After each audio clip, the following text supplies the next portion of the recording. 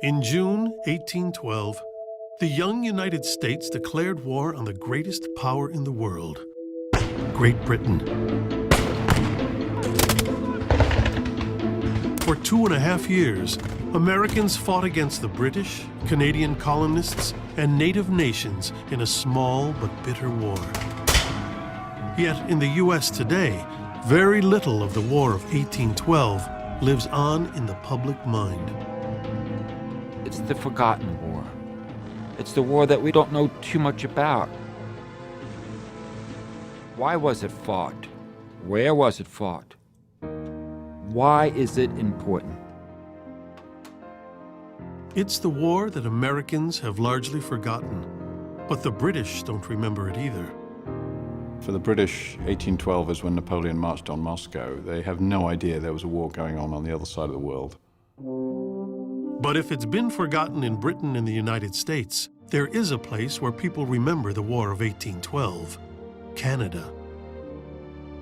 In our minds, the War of 1812 is where we defend our version of freedom and liberty and democracy. The native nations that fought alongside the British would remember it too, but not as a victory.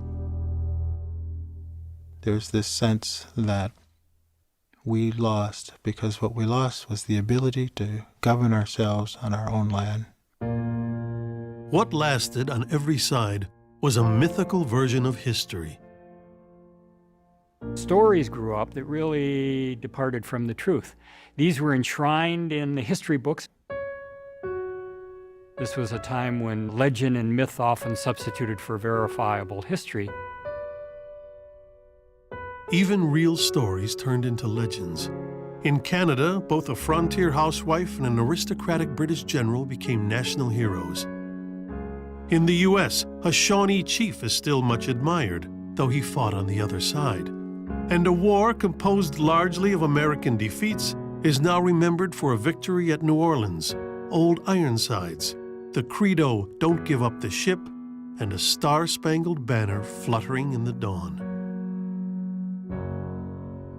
1812 is a tiny war by world standards.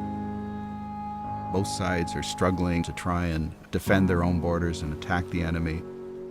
The total number of people killed in the war is very small compared to the major wars of the world, and yet it forges the destiny of a continent for 200 years to come.